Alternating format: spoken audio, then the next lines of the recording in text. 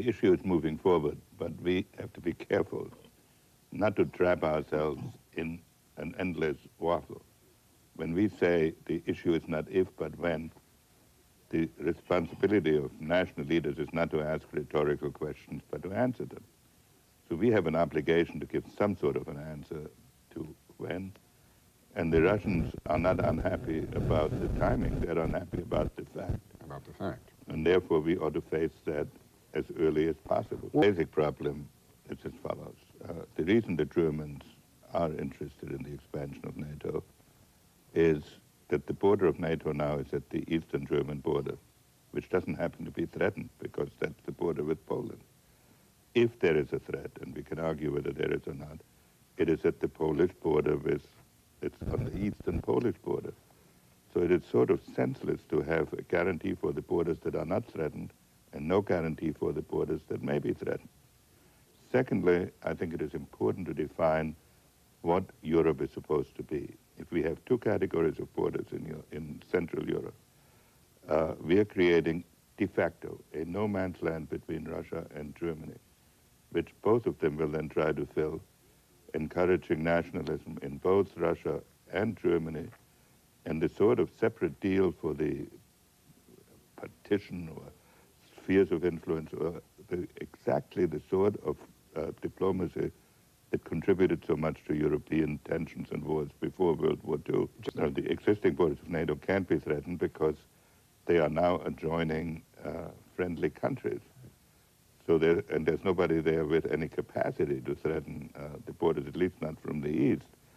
So the problem is whether the new states of Eastern Europe, the former Soviet satellites, should be included in NATO.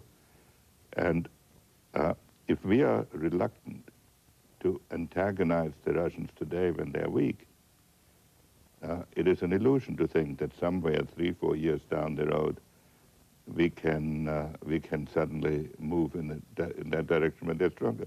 Nor am I saying that we should treat the Russians as enemies. What I'm saying is we should have the friendliest political relations with Russia.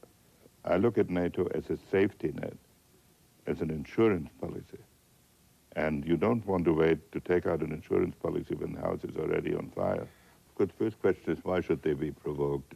If we say an attack on Poland is an attack on the entire Atlantic region, I don't see why that should provoke them, especially since we could make military, we have, for example, so what we would be extending is a security guarantee that places Poland strictly, because if we don't do this, we will create, as I've said before, two categories of borders in Europe. We're creating a no man's land.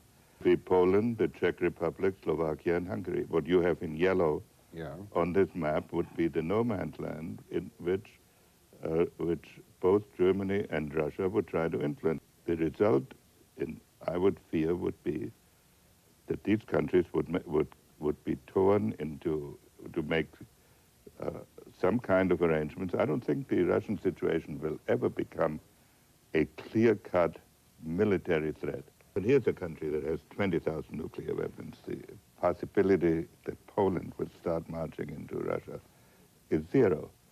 And I repeat, this is not, in terms of political architecture, conceived as a Cold War situation, because Russia can participate in the European Security Conference in all the political issues, but one has to keep in mind what a weak Russia has done in the last few months, understandably so. But Russia thinks of itself as a major geopolitical player, which it has every right to do. This would be subject to negotiation with the Soviets, with the Russians. I'm more concerned with establishing the principle of who belongs to the Atlantic Alliance than with all the military dispositions. I see no need to station American troops in any of the former Soviet satellites, nor is it conceivable, nor should we, station American nuclear weapons in any of the former satellites.